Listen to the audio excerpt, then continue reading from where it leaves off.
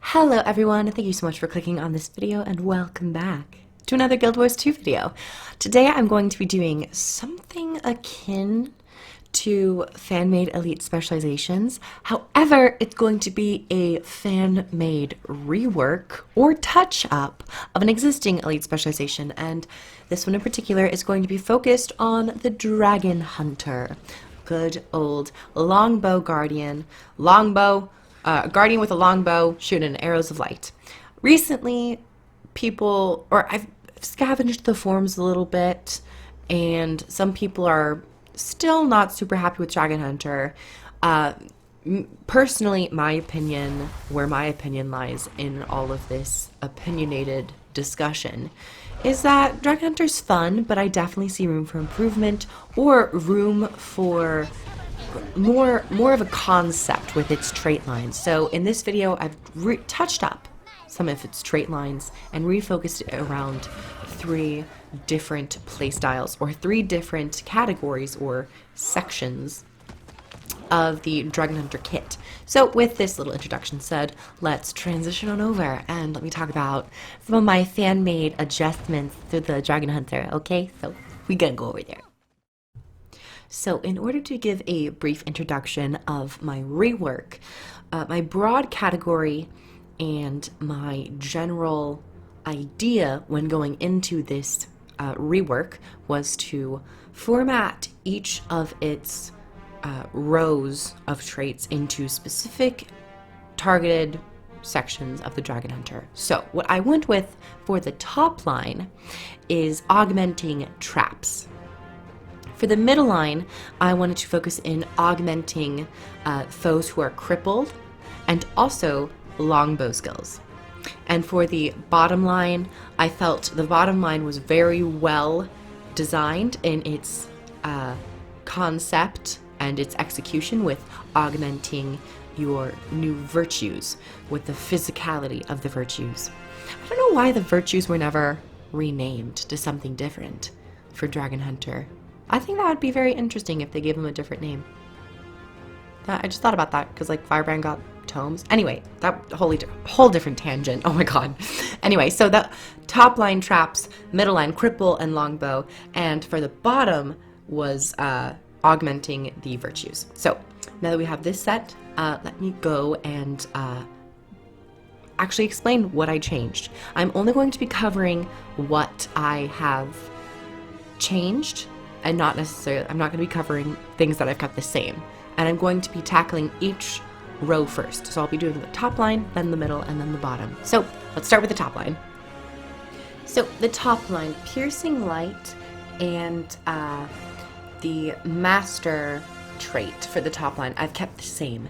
The only trait that I thought was more worthy of a rework and a touch-up was the Grandmaster top line, Hunter's Fortification. So this is how I've decided to rework it, in more of a correlation towards traps. I've now made this to where traps can now be set at range and remove conditions when a trap is triggered. Additionally, you receive less damage when you have no conditions on you. I think the name Hunter's Fortification, to me, conjured up imagery of like the Dragonhunter setting up from far and being calculative and strategic with its setup, and that would require being ranged.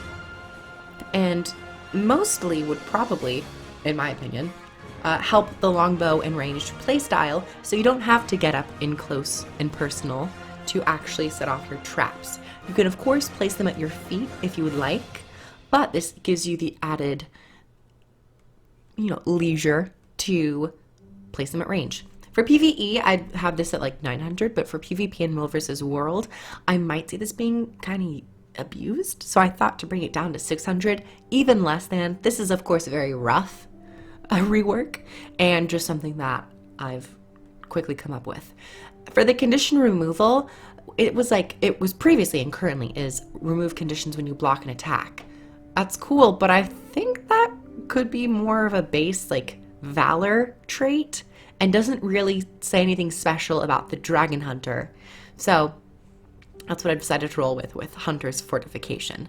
Honestly, the top line's pretty chill in my opinion. Everything's pretty okay. There could always be touch-ups to the top line traits with traps or even the traps themselves. But yeah, Hunter's Fortification was really the only Grandmaster trait that was really the only top trait that I wanted to touch up. So moving over to the middle line.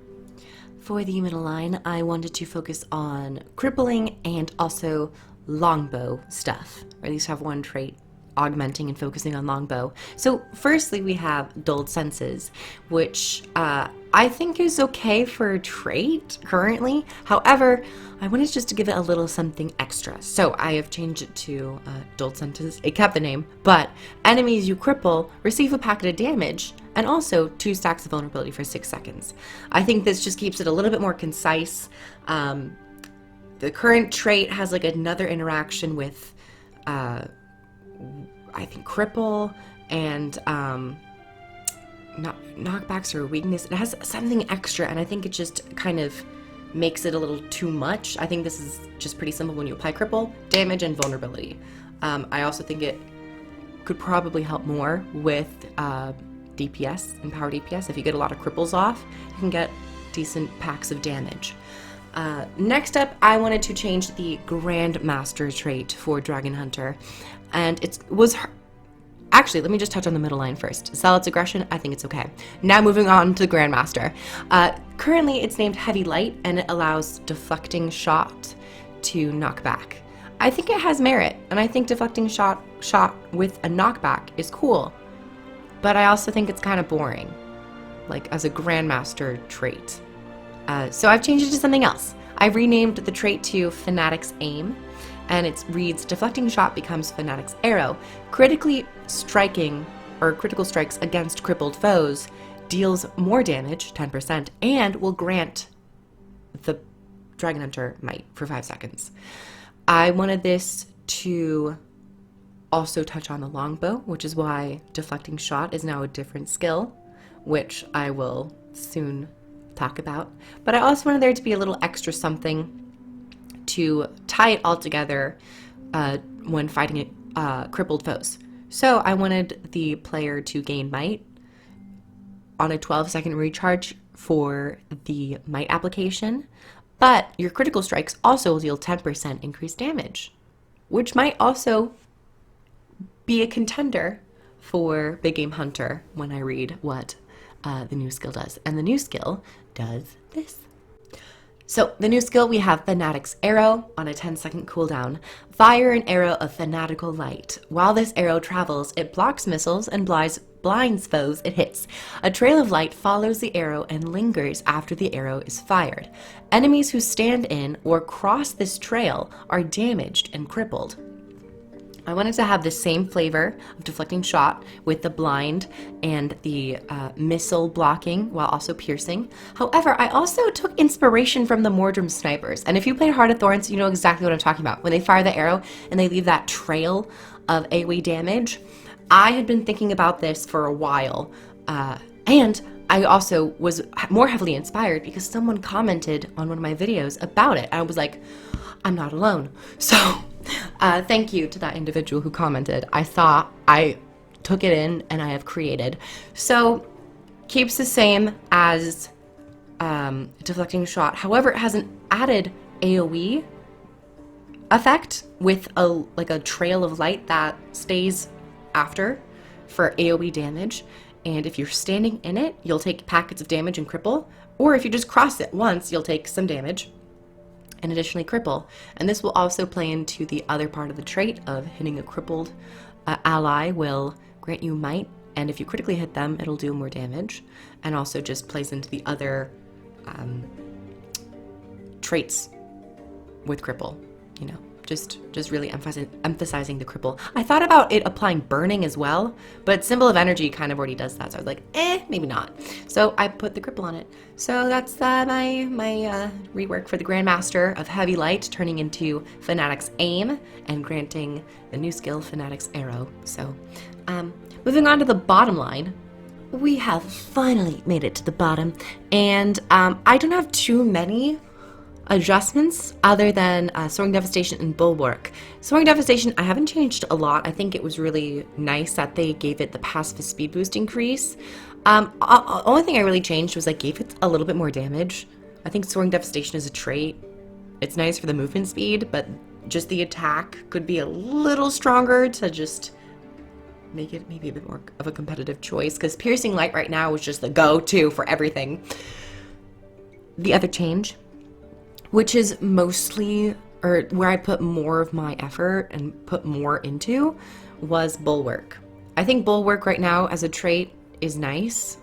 I think it has its uses, but I don't think it is competitive enough with Zealot's Aggression or even Hunter's Determination. I think that's the top middle line, or the top trait in the middle line. I don't think it's competitive enough. But, so here's what I did. So, Shield of Courage remains. It has its increased radius and duration. However, blocking attacks with Shield of Courage while it's active and up will pulse barrier to you and nearby allies. I didn't want this to be a lot of barrier, but I wanted it to have the potential to be a lot of barrier. You know what I'm saying? Like if you're fighting against a thief and they unload on you, you could barrier up more and also spread that barrier to allies. It also allows you to be more of a backline support if possible, as that was what the Dragonhunter was kind of advertised as in the beginning. Even in its like elite specialization write-up, it's like backline utility and support. And even with the changes to Hunter's Fortification with placing traps at range, that could also be a form of backline support. But I put more of emphasis on Bulwark, giving a little bit of barrier. I also thought about healing or barrier. Either one works for me. I just decided barrier because I think it kind of plays more with the name Bulwark and does that. So my final thoughts, I didn't really change Big Game Hunter because that is super, super, super powerful. I want to say, you know how I said like the middle line Zealot's Aggression is fine? I don't know how I feel about it applying Cripple on Spear of Justice, its F1 ability. I think if that trait was changed also to more focus on Longbow, I think that would be cool. I haven't thought of one right now. I was just thinking about it while making this. I was like, we already have Big Game Hunter, which heavily affects Spear of Justice. Do we really need Zealot's Aggression to also affect Spear of Justice? I don't think so. I think Zealot's Aggression could be something else. But that's just my final thoughts. Anyway, everyone, thank you guys so much for watching. I hope you guys liked my little rework / touch-up of the Dragonhunter Elite Specialization. Like the video, liked it, comment down below what you guys think about my ideas. I'd love to hear some ideas from fellow Dragonhunters, or even people who don't really main Dragonhunter, but who will fight against it in PvP, or will play it moderately. Give me some opinions on how you think competitively it would work. I can't talk today. Competitively it will work, or in PvE. And thanks for watching. Subscribe for more content, and I'll catch you guys in the next video. Bye, everyone. Mwah.